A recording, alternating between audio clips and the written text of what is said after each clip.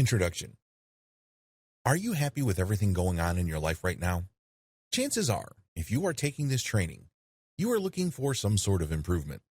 Maybe you're looking for some breakthrough in your relationship because for whatever reason, you and your partner have hit an impasse.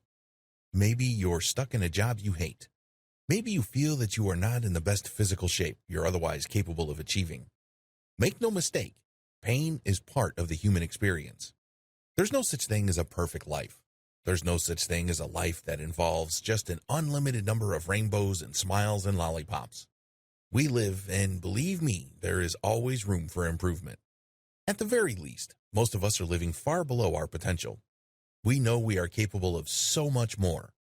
We know that we have the raw ingredients for great success and accomplishment in this life. Still, for whatever reason, often self-inflicted, we fail to live up to our fullest potential.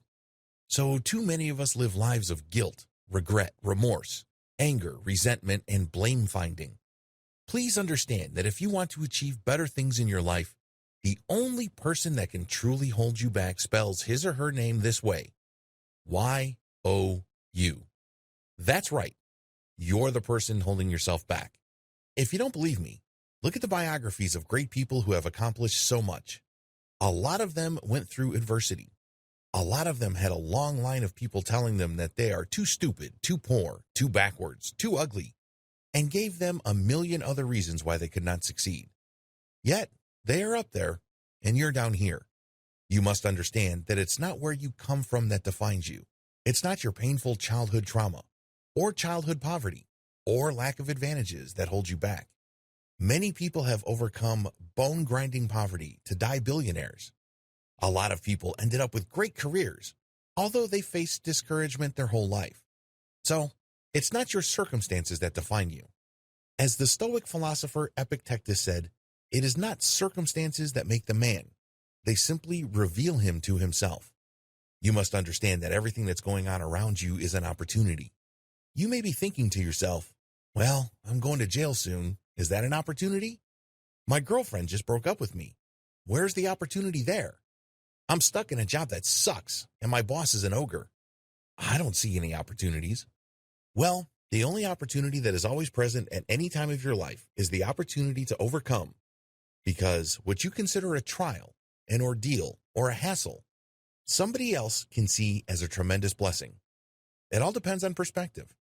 Because when you change your perspective, you change your character. Unfortunately, too many of us expect the world to be fair. We expect a smooth ride. We expect things to be handed to us. We believe that success is our birthright. We only have to start, and before we know it, sooner or later, we will get to our destination.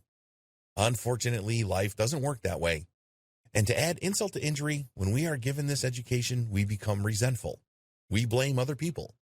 We think that life is just a big joke. It doesn't have to be that way, and it all begins with your subconscious mind. Please understand that your conscious mind is just part of the equation of your personal reality. If you keep discounting, ignoring, or overlooking your subconscious mind, you're going to perform far below your fullest potential. Sure, you may be able to achieve many things, but can you imagine how much more you could have produced with your life if you had tapped into the power of your subconscious mind? I'm not necessarily talking about money, although many people achieve that. I'm talking about just personal happiness and contentment, and the certainty that you lived a life worth living. Sadly, most of us fail to do this because we put so much stress on our conscious mind that we wear ourselves out. It's like trying to participate in a bicycle race with a bike that has only one functioning wheel. You neglected the other wheel. You're not going to get far. This training teaches you the power of the subconscious mind and how you can use it to your advantage. The conscious mind is limited. The conscious mind is limited by perception and experience. It works on a garbage in, garbage out principle. It's only as good as its input. If you want to maximize the power of your conscious mind, you need something else. You need the help of your subconscious mind. Using only your conscious mind means living in a psychic prison. When you focus on using your reason and emotion rooted in your conscious mind, you are limited by space, time, and circumstances. There's a whole other world out there. There are many layers to that world. Unfortunately, you're completely blind to it because you're focused only on what you can see, touch, taste, hear, and smell. You're bound by the limitations of your senses. The conscious mind is very easy to enslave. It's not unusual for great historical people to say and do things that we find repugnant today. How come? They are a product of their times. In other words, they were thinking consciously and rationally based on the world that they saw and interacted with during their historical period. Yet their lives had the seeds of greatness, and we still benefit from their work and their achievements. Still, their limitations are glaring. You also are just as limited because you rely on your conscious mind. We are very limited people because we are products of our specific circumstances. For example, we are products of our times. It really would be unfair for somebody from several hundred years from now to apply their standards of morality, culture, or whatever else to people living in our time. We are only responsible for what we know.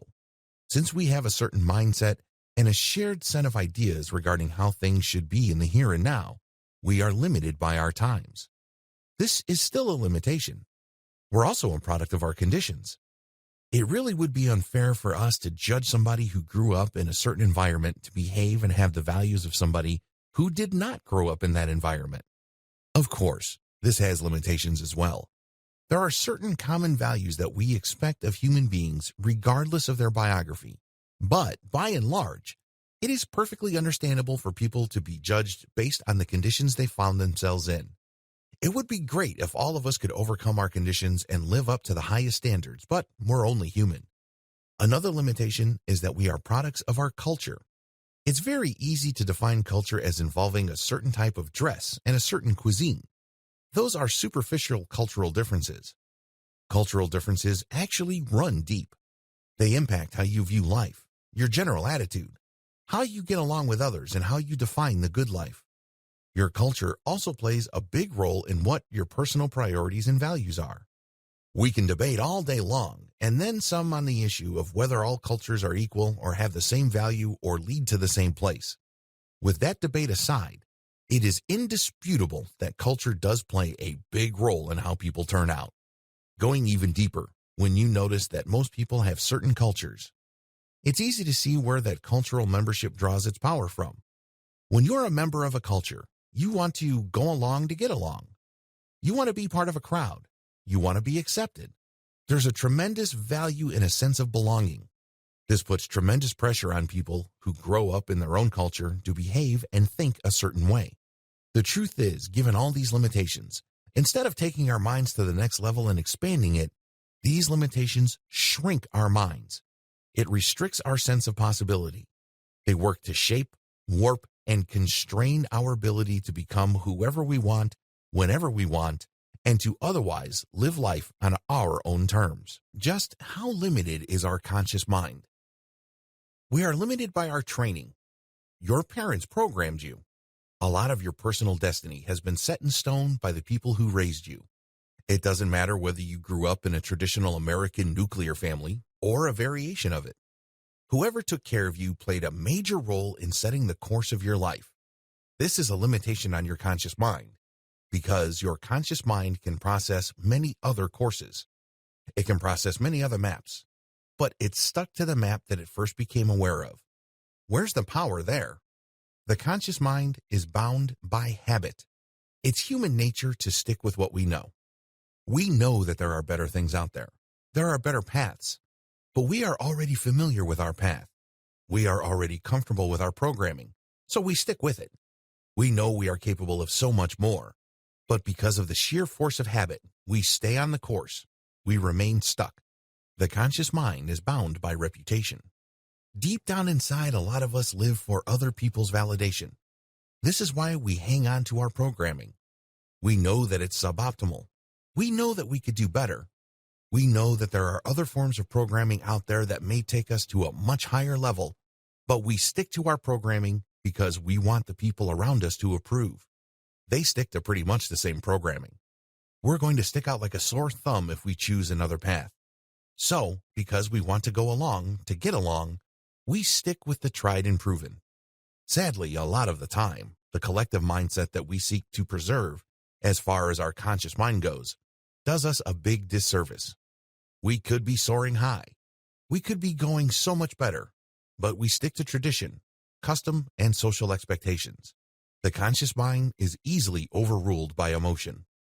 It is no surprise that a lot of shoppers in the United States buy product after product when they don't really need it. In fact, the vast majority of commercial decisions in the United States and elsewhere are actually impulsive by nature. The reason for this is our conscious mind is easily overridden by emotion. We let our emotions get the better of us. Instead of responding to situations based on our highest values or priorities, we let our emotions take over and we feel helpless against it. So, even though we know that we are going to be spending more money than we have, and we are going to regret it later on, we still go through with it. The conscious mind is powerful, but self-limited. Your conscious mind is your most powerful possession. Different people have different minds, and they have different lives. These differences all stand from the fact that they have different minds. Change your mind, and you will end up with a different outcome. It is not easy, nor is it smooth, but changing your mind is the first step to fundamental change. Your conscious mind impacts how you edit your personal reality. Believe it or not, every single human being on this planet edits his or her own reality. Every single second, the outside world bombards you with thousands of stimuli. Thanks to your programming, you choose to become aware of only a tiny fraction of that stimuli. Thanks to your programming, you choose to remember only a tiny fraction of the stimuli you chose to perceive. Your mindset then kicks in and interprets what you chose to remember, and this can trigger an emotional state which leads to your saying and doing things that other people will notice. That's how you change your reality, and it all begins with your conscious mind tied into the mindset that you have. Your life is the product of your mindset. It's very easy to think of mindset as some sort of optional operating device.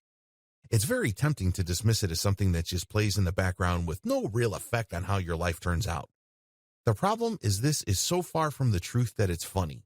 Your life is the product of your mindset. The way you look, the way you talk, who you hang out with, your values, what you strive for, everything. That's how crucial your mindset is. Sadly, too many of us go about our day thinking that mindset doesn't really matter. In fact, a lot of us carry on with the thinking that somehow, some way, mindset is just one empty detail about us, not much different from having a favorite shirt color or preferring a certain haircut. That's too bad, because if you take ownership of your mindset, you would quickly realize that you chose your mindset. It's a choice. It's like choosing between the Apple operating system and the Windows operating system. We all pretty much have roughly the same type of hardware. We have 2 eyes, 1 nose, 1 head, 2 arms, you name it. However, the big difference between people is the mental software they choose to install. That is your mindset, and it is chosen. Going with this central and fundamental fact, nothing ultimately is an accident. It all begins with the mindset you chose. When you choose a certain mindset, you start viewing reality a different way. It may start out as a small difference, but it can lead to a completely different place. You make totally different decisions. You feel different emotions about different things. Sadly, too many people fail to realize this. They refuse to take ownership of this. Not surprisingly, their mindset often works against them instead of working for them. Instead of taking their lives to the next level and allowing them to live out their lives according to their fullest potential, they live small, defeated, and powerless lives. The worst part to all of this? They chose that existence. Your conscious mind is often enslaved by your mindset. Your conscious mind is very powerful. Think of it like a powerful machine on a factory floor. But your mindset is the software that you install on that machine. Keep this in mind because you can have the most powerful computer on the planet at your disposal and program it to play only video games. Wouldn't that be a waste? Well, guess what? People do it all the time. You have an awesome biochemical computing machine called your mind, and you fill it with junk. Your mindset chooses only to look at the negative, the limited, the depressing, the pathetic, and your reality is the outcome. Is that a good use of that powerful reality bending and editing machine? You decide. I think you know the answer. You often waste the power of your conscious mind. When was the last time you read a novel? When was the last time you analyzed a work of art? When was the last time you thought about your life, and came up with deep insights that change the way you look at certain things that happened in your past, or things that you normally worry about regarding the future? If you're like most people, the answer is once in a while or never. Those activities are part of your conscious mind. Your conscious mind would love to do those because those can help change your life. You can achieve tremendous breakthroughs. By reading novels, you can step into other people's lives. And by doing so, make sense of your own life because we're not all that different. A lot of the deep, personal, philosophical, psychological, and spiritual issues discussed in the great literature of history resonate to your life if you only choose to see it. The connection is there, but most people don't want to do that. They'd rather fill their minds with junk. I'm talking about Twitter, Facebook timeline, and believe me, Facebook can have a lot of vital information, but the problem is the way we use it. It's like we're filling our minds with intellectual and mental chewing gum. It's garbage in, garbage out. So you have this powerful machine called your conscious mind, and it's stuck in neutral. The more it processes, the more it overheats, and the more stuck you feel. You feel overwhelmed. You feel burnt out. Your conscious mind needs the help of your subconscious mind. If you want to achieve a breakthrough, you have to rediscover your subconscious mind. Everybody has a subconscious mind. It is one of the things that unite all humanity. The problem is most of us are unaware of it, and those who are aware of it often go out of the way to deny it. They're scared of it. They don't want to take responsibility over it, and they struggle. What is the subconscious mind? It is very easy to be aware of the conscious mind because we are aware of its operations. When we make judgment calls, when we make decisions, when we think about somebody, or we're thinking about what to say while we're dealing with other people, our subconscious mind is at work. By the same token, when we are reading something and we try to analyze what we just read, we can see our conscious mind at work. But the subconscious mind is harder to pin down. Here are some of its qualities. Your subconscious mind involves your collective, non-conscious memory. Remember earlier I said that every single second the outside world is bombarding you with thousands of stimuli? Remember that I said that you choose to perceive only a tiny fraction of that? And of that fraction you choose to remember only a smaller fraction? That is willful remembrance or willful memory. But there is a flip side to this. Your subconscious is also picking up stuff. And it's not bound by your conscious mind. It's not bound by its biases, rules, or habits. It's more random. It's like a screenshot. There may be fuzzy details, but it's still a screenshot. This can come in handy. It is no surprise that some people, when they find themselves in a certain situation, they remember certain details of what happened in the past, and this can lead them to a decision that is different from what they would have normally arrived at if they were to have relied only on their conscious mind. Your subconscious mind ties you to the rest of humanity. There is such a thing as a lizard brain. This is the part of your brain that first evolved. Please understand that the newest part of your brain is your cerebral cortex, the front part. This is the reasoning part. This is what people get all excited about because this is the seat of logic, reason, and judgment. This is where wisdom comes from. But for that part to evolve and mature, it must be supported by another part of your brain. This is the older part, the lizard brain. It's very easy to dismiss the lizard brain as backwards, antiquated, even barbaric and brutish. But believe me, if it didn't do its job, we wouldn't be thinking the way we do at a high level. Somebody's got to do the dirty work, right? The lizard brain has memories as well. It is instinctive, raw, unapologetic, basic. It might even be offensive to some people or too crude, but it does the job.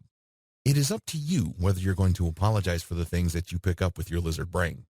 People can talk a good game about the fine points of life, but the lizard brain would always want to sum up everything by going straight to the point. Does it involve money, food, sex, power, or what? Didn't I tell you it's going to be perceived as crude? But it's vital. Your subconscious mind gets to the point. It doesn't beat around the bush. Your subconscious mind overrides your emotions.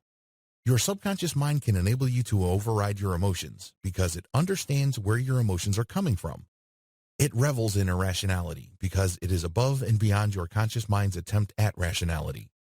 Despite all the chaos, all the confusion, and unnecessary drama, it establishes an order. But unfortunately, a lot of people don't want to see this. They'd rather fear it. They'd rather fear that there's a part of them that actually welcomes drama, chaos, tragedy. A few people would cop to feeling good when something bad happens to their friend. Remember, it's probably acceptable if something bad happens to your enemy, and you felt good about it. But what about your friend or your family member? There's that deep-rooted sentiment there, and that's your subconscious mind. This is called Schadenfreude. It's actually rooted in evolution. Think of it this way. If you were transported tens of thousands of years back in the age of the cavemen, and there was a bear chasing you and a buddy, your number one goal is to basically outrun your buddy. It's not to look out for your friend, because if you did that, your genes would die with you. What genes made it in that scenario? The guy who ran really fast and never turned back to see what happened to his buddy. I know, it's harsh, but this is the subconscious mind we're talking about. It is filled with all sorts of unpleasant realities, sentiments, and tendencies we are embarrassed about or would rather deny. Still, they are real. Your subconscious mind is the source of your intuition. Even if you haven't been somewhere before or you haven't been exposed to a situation before, has it ever happened to you that you know what to do at the right time with the right people to produce the right outcome? This is not just a simple case of being lucky. This is not just a simple case of recovering the memory of things you have done right in the past that somehow, some way related to what you were doing at that point in time. No, a lot of the times that is a hunch. A lot of the times that's intuition. And guess where that comes from? That's your subconscious mind. It's able to connect the dots at the right time to produce a result. Does it always work? Absolutely not. It works enough times for you to take notice. You should sit up and pay attention to it. Learn to control your subconscious mind. What follows is a quick overview of the next 5 videos. These steps help you tap the power of your subconscious mind to turbocharge your conscious mind. To tap the power of your subconscious mind, you must first stop denying it. Stop chalking things up to chance. It may seem that life is happening around you on a purely random basis. It's as if there's no rhyme or reason to the things happening around you. That's only what it looks like on the surface. The truth is, it's very easy to think that you're just lucky. Look at whatever has gone right, and it's very easy to walk away with the conclusion that you were just at the right place at the right time, doing the right things, and suddenly all these right outcomes materialized. The truth is the complete opposite. Have you ever noticed that certain people seem to be at the right place at the right time, doing the right things? It's as if it happens again and again to them. It turns out that there's a lot more planning and design going on than we care to realize. Being at the right place and at the right time, doing the right things with the right people, takes a lot more purpose and premeditation than you think. When you learn to tap your subconscious mind to serve your conscious mind, serendipity happens more often. How come? You're simply prepared for it. Test out your subconscious mind as much as you can. You need to go from fearing your subconscious to actively collaborating with it. If you are feeling stuck in any area of your life, or you are frustrated with any kind of decisions you made in the past, you need to recruit your subconscious mind. It turns out it's not the boogeyman hiding under your bed threatening and scaring you. Instead, it's the golden key that can help you unlock a life full of possibility and achievement. Every single second is an opportunity to consult with and test your subconscious mind. Allow your subconscious mind to act as your personal compass. When you use a compass, oftentimes you're going into uncharted territory. You are venturing to a place you haven't been to before. When you learn to trust your subconscious mind, you allow it to become your compass. It points you in the right direction. Paired with your memory, you can allow work with your subconscious mind to draw up a map. It points you in the right direction. Then you reference that direction with the things that you have observed and experienced in the past, and you connect the dots. This is how you create a map. You haven't been there before. You haven't achieved certain things before, but it doesn't matter. Thanks to your subconscious mind and your willingness to trust your intuition, as well as your clear, focused memory, you now have a map. Take ownership of this map, and you'd be surprised where you end up. Do a subconscious mind self-audit. When you do a mind self-audit, you'll be surprised at what you will find out. You'll be surprised at just how powerful your mind turns out to be. You would also be surprised at how versatile, flexible, persevering, and tenacious you can be. However, None of this is possible until you are willing to peel off the curtains of your subconscious mind and look deep within. It's definitely going to be scary because most people do not dare to venture into that territory. However, just like with any great discovery, fear often gives way to excitement and ultimately victory and pride. Just because it's hidden doesn't mean it doesn't exist. Your subconscious mind is all too real. If you are in any way unhappy with your life, a lot of it is because you have relied too much on your conscious mind. You have left dormant your most powerful possession, your full mind. Your full mind, of course, is made up of both your conscious and subconscious mind. Whatever it is that you've achieved, whatever it is that you're proud of, whatever it is that people pat you on the back for, you know deep down inside you could be doing more, and you could have gone farther. But unfortunately, you relied only on your conscious mind. In fact, if you're like most people, you feel that's the only thing you can do. Stop using your subconscious mind as a Ferrari doorstop.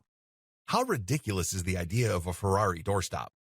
Can you imagine spending more than $400,000 on a car only to use it as a doorstop or paperweight? Sounds crazy, right? Too stupid to be true. Well, that's how most people deal with their subconscious mind. They're scared of it. They don't exactly know what it is, so they shut it aside and then just focus on their conscious mind. And guess what happens? They don't thrive as well as they would if all cylinders of their minds are working. This requires the subconscious mind. Your subconscious mind will hold you back if you don't deploy it. Your intuition, as powerful as it is, can always work against you. You can develop negative instincts.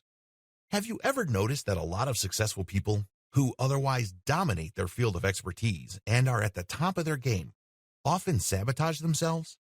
This is because they did not let their subconscious in on their plans.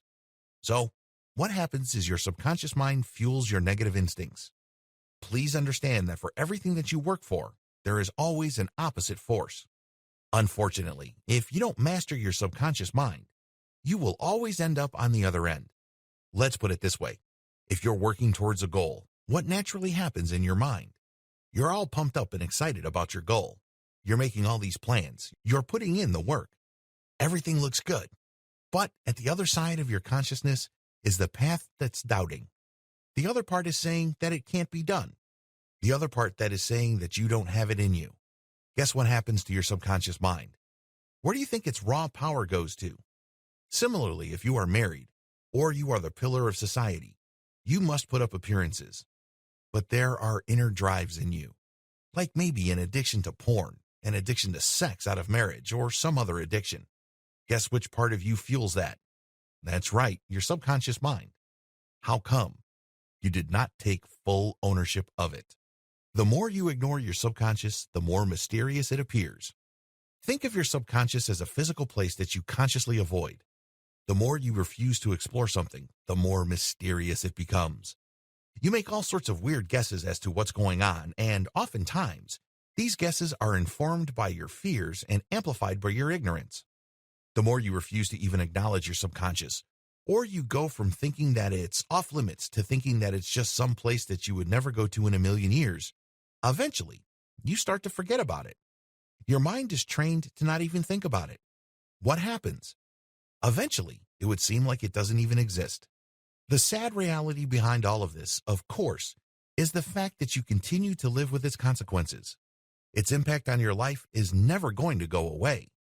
It's there regardless of whether you choose to see it or not. It's like that proverbial 800-pound elephant in the middle of the room.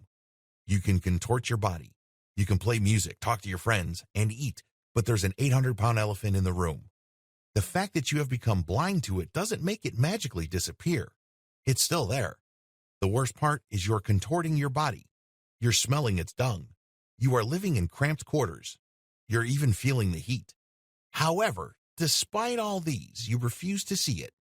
You live with its consequences, and you could infer its existence distant from those consequences. But you choose not to.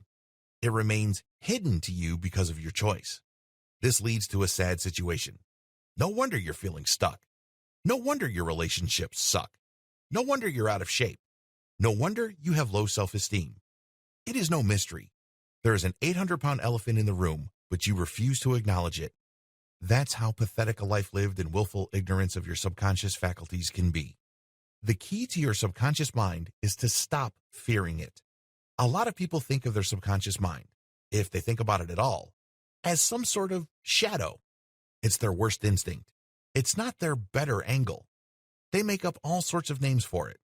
What they're really doing is they are basically covering up for their fear. Most people fear the unknown. And the problem is with the subconscious mind, it will continue to be unknown unless and until you take ownership of it. In the following videos, I'm going to step you through how to make this happen. Own your subconscious mind. Take full ownership of your subconscious mind. It's part of you. It's natural. It's the other half of your consciousness. It is the repository of your unremembered dreams. It is your impulses. It is the great beyond as far as your mind is concerned. Are you going to constantly run away from this and refuse to tap its unlimited power? Or are you going to own it, warts and all? Taking ownership means refusing to be afraid. There are many things collected by your subconscious mind that you would rather not look at. This may be childhood trauma. This may be sick, twisted, and embarrassing thoughts that you may have. You must overcome your repulsion to these things when you take ownership of your subconscious mind because it is part of you. That fact is not going to go away. This is part of you. And if you want to change something, or change its direction, or make it work towards a better outcome, you must first claim ownership and stop fearing. Taking ownership of your subconscious mind means refusing to feel guilty. If you emotionally beat yourself regularly, please understand that this is not just some free-floating anxiety. It's not just something that enters your mind because your brain has nothing else better to do. This comes from somewhere. It has a cause. It is not random. When you take ownership of your subconscious mind, you can start refusing to feel guilty. Feeling guilty is a choice. When you feel remorse or regret about certain things that happened in the past or choices that you've made, those are your interpretations of those facts. You can choose to learn from them and move on, or you can choose to beat yourself up emotionally over and over again. It's your choice. Guilt is an emotional interpretation. When you take full ownership of your subconscious, you quickly realize that this is going on. You quickly understand that there are better options out there. Guilt, remorse, regret, as powerful as they may be, can hold you back and drag you down. Wouldn't it be better to learn from them and use them the way they were intended? These emotions feel bad because they're intended to teach us a lesson. If anything, we're supposed to use them as motivation to make better decisions in the future. When you take ownership, you allow yourself to do this. You allow yourself to be curious again because now you could look at how you've been coping and try to come up with an alternative. If you've been racked by guilt because you disappointed your parents for over 30 years, your curiosity might lead to a different interpretation or, better yet, a different coping mechanism, but none of this is going to happen if you continue to stay where you are. If you continue to refuse to take ownership, you will suffer the same results as before. The bottom line is whatever negative consequences of your actions you're feeling, they arise primarily from your refusal to take ownership of these emotions. They're coping mechanisms. You can choose to cope in different ways. You are not stuck with the way you've done things for years. It may seem like it, but you actually have a lot more control and a lot more say over your situation than you care to realize. Take ownership. Learn to explore your subconscious mind. Start a journal and explore the things that you fear. Explore how you normally respond to this fear. Please understand that you are looking at circumstantial evidence. In other words, for you to know if the world is really round, it's not like you can put yourself in a rocket, shoot yourself thousands of miles up into the atmosphere, and then verify once and for all that the Earth is round. The simpler and more practical way to do it is to wait for the next eclipse. When you see the eclipse, then you know exactly that the Earth's shadow is round. The same applies to your subconscious. There are many ways to explore it, and believe me, a lot of them are very, very hard. The easiest way to do it is through just circumstantial evidence. Pay close attention to what you are afraid of. You can't quite find a rational reason why you are afraid of certain things. That is your subconscious mind speaking to you. Pay close attention to this. List these out. Come up with a collection of these, and then pay attention to the things that you're guilty of. or you feel remorseful about. Look at all the negative emotions you have, and then pay close attention to them. Catalog them, because they start giving you a snapshot of your subconscious mind. Learn to map out your intuition. Have you ever noticed that in certain situations, you tend to say the right things at the right time to produce the right results with the right people? A lot of the times, this is not due to your prior training. A lot of the times, this is not because you were groomed to do that kind of thing. Instead, it just came out of you. Well, that is your subconscious mind as well, because intuition is a big part of your subconscious mind. Map that out. Become fully aware of that. Wrap your mind around it. Take ownership of it. This is not a scary thing. A lot of people think that this is some sort of scene from The Exorcist or some horror movie. In fact, judging by how some people talk about this situation, it's as if they're describing that scene in the movie Alien, where the alien punches a hole through some guy's chest as people were operating on the guy. Really grotesque, really sad, and really distorted. Because your subconscious mind is beautiful. Don't be afraid of the beauty of your subconscious mind. Let's get real. A lot of your nightmares come from your subconscious mind because this is the area that you really can't control. So a lot of your desires, a lot of your perversions, a lot of your twisted logic, and all that other mental debris, you try to segregate unconsciously into your subconscious mind. So it's kind of like a dumping ground for half-baked, unformed thoughts and frustrated wishes. But just like any garbage dump can be located near a beautiful park or a wide-open, green field right under a beautiful, wide-open, blue, endless sky, your subconscious mind can be a thing of beauty. So don't just focus on the things that you'd rather run away from or are embarrassed about. Focus on the whole picture. Learn to live in your subconscious mind. Learn to appreciate the things in your subconscious mind and be comfortable in it, because this is the key to taking control over it. If there are certain things that you're guilty about, confront them. Look at them straight in the eye. Did this really happen? And is this a reasonable reaction? You'd be surprised as to how many twisted, painful, tortured memories in your subconscious can be dealt with once and for all if you were just adult enough to stand up to them. Learn to live in the moment.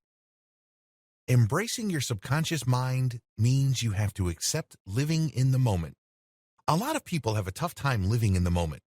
Either they are tortured by the past, or they're frozen stiff by worries about the future. But if you want to have a chance at taking full ownership and control of your subconscious mind, you have to take control of it with the present in mind. In other words, be aware of the present moment. Your mind should be focused right here, right now. Be fully conscious as much as you can. Get rid of sentimentality and delusions. There are many different types of delusion. The most delusion is that we think that we should act a certain way or have a certain bearing, because that's what other people around us expect us to do. It's some sort of protocol. It's some sort of unwritten rule that we have to follow. You can't handle your subconscious mind that way because it's deep down in you and it's personal. You have to deal with it in the rawest and most immediate way. It's not going to be pretty. There's going to be a lot of memories there that you have been avoiding. They're probably going to freak you out, but you have to take control of them. You have to take ownership of them. This is no time to put up appearances. This is no time to try to live up to other people's expectations. Forget that. This is you. You're doing it for yourself. Because you know you're capable of so much more. You know you could be so much happier. Get rid of the worst form of delusion, regret. When you regret certain things that have happened and you feel sorry that things have turned out a certain way, what's really happening? Do you ever stop to ask yourself that question? What are you really doing when you're feeling regret? When you feel regret, you're constantly thinking about what should have happened, what you could have done, or what you would have done if things were different. What do these sentiments all have in common? That's right. You keep rehashing and replaying traumatic scenes from the past over and over in your head. That's like suffering a burn when you were a kid and then burning yourself again and again every time you remember that incident. A lot of people who go through regret are thinking, well, when I do that, I'm actually thinking about solutions. I'm thinking about alternatives. I'm thinking about healing. No, you're not. You're only doing this for emotional release. You're going through the motions, but you're not really doing anything tangible to free yourself from the tentacles of this nasty emotion. Do you see the difference? It's like you wanting to change the weather by choosing to chew gum. It doesn't make any sense. There's no connection, and the worst part of our regret is you're actually making things worse because those emotional wounds happened in the past. The past is never going to come back unless you allow yourself to get emotionally worked up about the past so it becomes vivid again. In many cases, it may have started out small or almost insignificant, but as you grew older, you started reading too many things into it and you started blowing up its emotional impact. The end result? You're more miserable now about it. Stop doing this. Understand what you're doing. You're doing this for emotional release. However, that's not the solution. That's just as worthless as daydreaming. For example, you have a tough time paying rent. You have no money to your name. Every single day you almost get fired from your job. So you daydream about you becoming rich. You daydream about living in a big house with amazing cars and traveling all over the world. The daydream doesn't really solve your problem in the here and now, but it does give you an emotional escape. Who wants the sting and humiliation of the landlord knocking on your door demanding the rent? Who wants to hassle with the supervisor telling you that you're screwing up and you're just one step away from getting fired? However, instead of confronting these head-on by looking at actual workable solutions, you daydream about an alternative life where all your current problems are gone. You get the emotional release, but not much else. This is mental and emotional candy. It doesn't help you. The same applies to regret. It doesn't help. Learn to trust yourself. Stop second-guessing yourself. When you're dealing with your subconscious mind, it's going to be rough.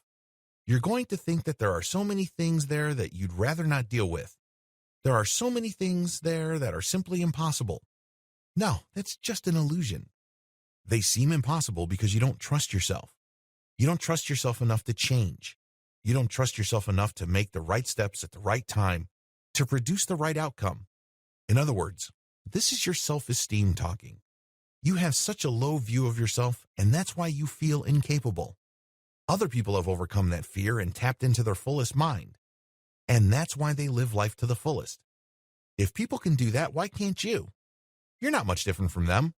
The only difference really is attitude. Catalog your subconscious mind.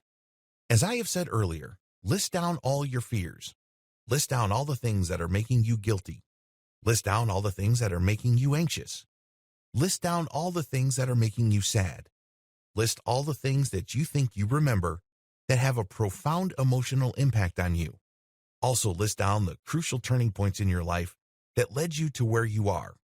Now, once you have all this information, you're ready to come up with a circumstantial investigation of your subconscious mind. Compile a subconscious mind profile. To hunt a fugitive, the FBI starts out with a profile. Your personal fugitive is your subconscious mind. For the longest time, you didn't know what it is. You're afraid of it. And that's why you don't really feel you know it fair enough. But you can come up with a composite. Based on the listings that you did in Video 8, come up circumstantially of who your subconscious mind is, what it's capable of, and what it's currently doing. List down what your subconscious mind is currently doing. List down what your subconscious mind is capable of. Be aware of the disconnect. This is crucial. When you realize that your subconscious mind has been feeding your fears and insecurities, you are using that Ferrari as a paperweight. It's not doing its job. It's supposed to make your life better. It's supposed to make you feel more empowered. It's supposed to give you the tools that you need to live life to the fullest. Instead, it's making it worse. Instead, you're using its power to fuel the things that are dragging you down, holding you back and making you feel small, weak, powerless, ugly, repulsive, unemployable, pathetic, and sad. Is this what you want? This is not what most people want. But the problem is, you can say, this is not what I want. In fact, you can say it until you're blue in the face. But if you're like most people, you have fallen in love with your handcuffs. You've fallen in love with the invisible prison that you've surrounded yourself with, because it's the only thing you know. There is comfort in misery. You know you deserve so much more, but it hurts to strive for more. Plus, there is also that overarching threat, that looming possibility of imminent failure, pain, rejection. You've fallen in love with your handcuffs. I want you to overcome your fear. It's not easy. This is almost impossible. But look at the life that you have right now and your capacity, and you compare it to the disconnect between the power of your subconscious mind and the life that you have right now. Do you see the disconnect? It should be glaring. It should be obvious. People 10 miles away should be able to see it without even using binoculars or even glasses. It sticks out. What are you going to do about it? Write down a new vision for yourself with a full mind. Create a vision board for yourself. I want you to take pictures from all over the internet that highlight what your goals are. If you are living life with a full mind, this is made up of your conscious and subconscious mind. I want you to create different categories in that vision board: health, relationships, mindset, finances, career, spirituality. And under each, come up with pictures from all over the internet of the ideal that you want for yourself. Unleash your subconscious mind with these techniques. Constantly play the mental movie of your life that you consciously chose. Believe it or not, we already play mental movies in our heads. We play mental movies when we're planning. We play mental movies when we're looking forward to something. In fact, when you were a kid, you probably played mental movies all the time.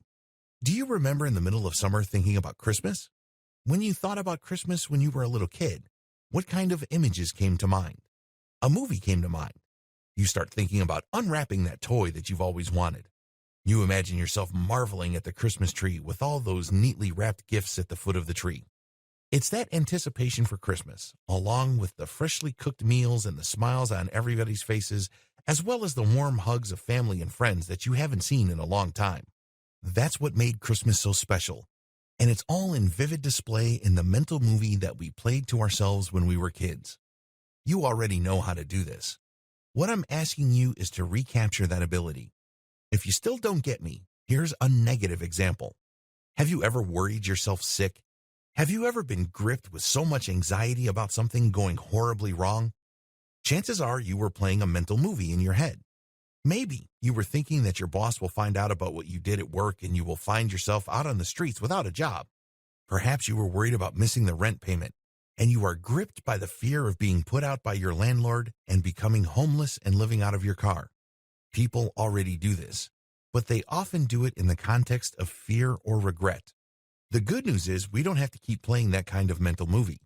We only need to switch the direction of that mental movie viewing skill that we already have to something more positive. Focus on your plans. Focus on your subconscious mind working for you.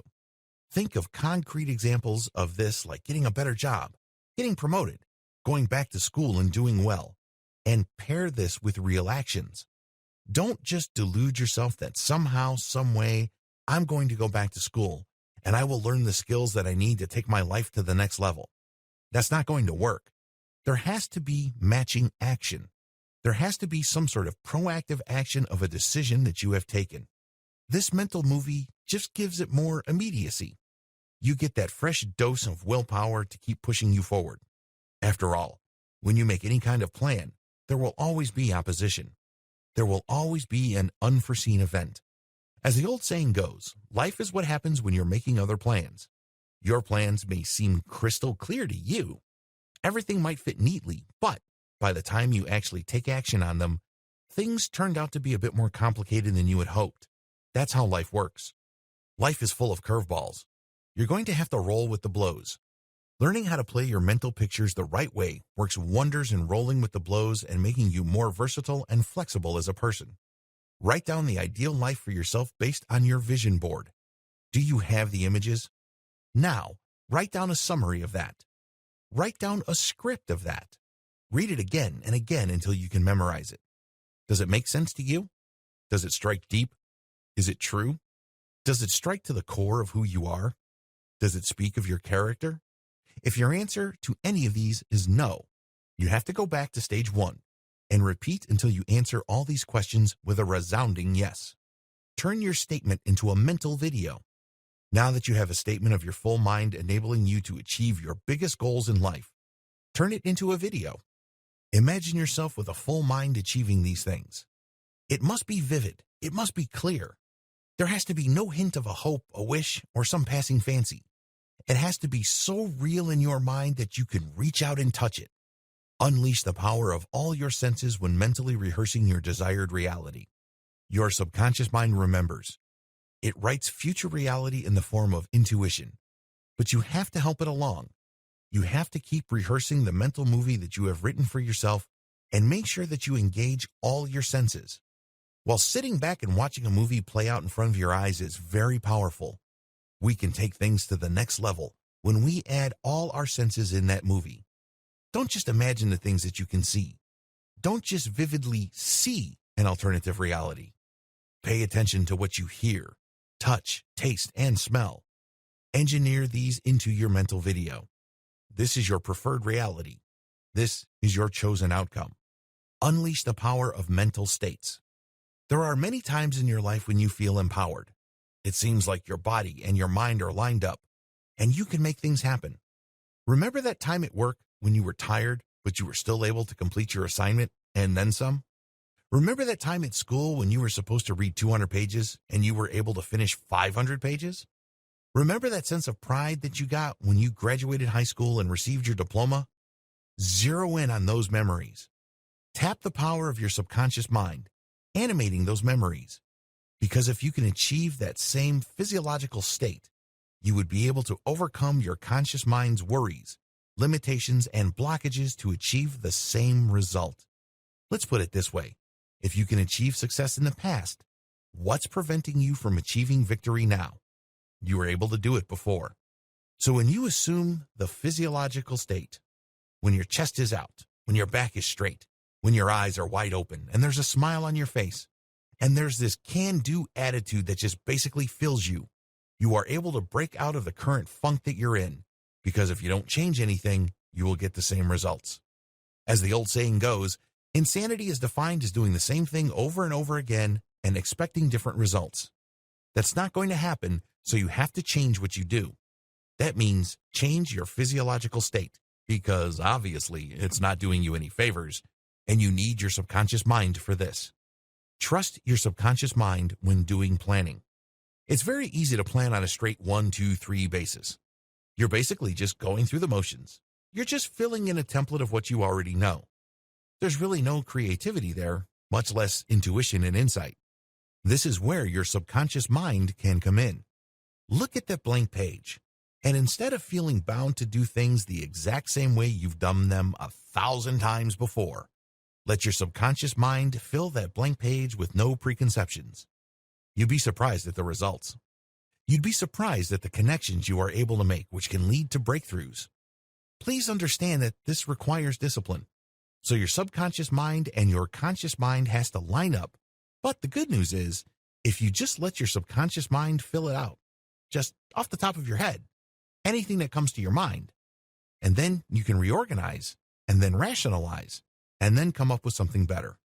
Learn to trust the moment. I know you're supposed to hold your tongue. I know you're supposed to think before you talk. But oftentimes great breakthroughs are made when something out of the blue was said at the right time, and this changes the trajectory of the conversation and unleashes a chain reaction. Remember, you are always sending vibrations to the lives of other people around you. You have an effect on the universe. You have an impact. It can be your facial expressions. It can be your proposals. It can be your actions. It can be your words. There's just so many ways you can impact people around you.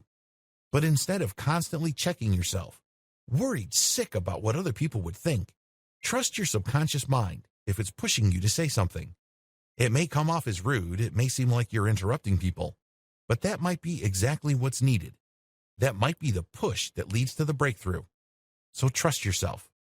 Tap your subconscious mind to forgive yourself. There are many memories that we hang on to that make us sick to this very day, or make us feel bad or feel small. They are flat-out lies, seriously. They are false memories. They had some sort of association in the past, and for whatever reason, we thought it actually happened, when it turns out it's not true. You have to be honest with your subconscious mind because it's stockpiling all of these. Your conscious mind contains some of these, but your subconscious mind gives it power. So your job is to revisit your personal past. I know that it's painful to think about past child abuse. You're probably not all that thrilled to remember that day when your father abandoned your family. But you have to look at those events and figure out what actually happened. What is its interpretation? And what did I blow up out of proportion? What did I read in? You'd be surprised that even in situations where bad things did happen, like your father or your mother did abandon you, it doesn't have to be crippling. It doesn't have to be this weight that you have to carry with you for the rest of your life.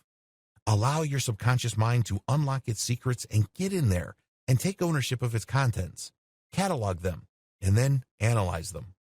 Ultimately, it's all about, are the memories that I'm holding on for dear life helping me to get ahead, or are they just dragging me down and making me feel small or weak, powerless, ugly, repulsive, talentless, incompetent, stupid? You're the only person who knows how to do this because everybody's different. But you have to go in there. You have to get into that mental warehouse of your subconscious mind and take stock. Otherwise, these things will have weight. The weight of the past will continue to drag you down along with the fear of the future. Conclusion. Take control of your life today. Every single day you wake up, you're a day closer to your eventual death. I don't want to sound grim. I don't want to depress you, but this is a reality check. Every single day you kick the can down the road, when it comes to achieving a personal breakthrough over your consciousness, is a day wasted. The information that I've shared with you in this training will only have power if you act on them. You can watch this training many times over. You can even watch it 1,000,000 times. And it's not going to change your life for the better until and unless you decide to act on them. Please understand that this is not some sort of one-time, big-time kind of action. This is a commitment, because it took a long time for you to pick up the habits and the mindsets that make up who you are today. And it's going to take some time to reprogram yourself. This doesn't necessarily mean that you have to completely change as a person. This doesn't necessarily mean that you have to deny who you've become. Look at it as a promotion. Look at it as an upgrade. Because if you're watching this training for whatever reason, you are not completely happy with your life. Let's get real here. So do yourself a big favor and act on these suggestions. Please understand that you have to put one foot in front of the other. Take it day by day, but eventually you will get there. Your number one weapon? Honesty. Be completely honest with yourself. You should not have any sacred cows.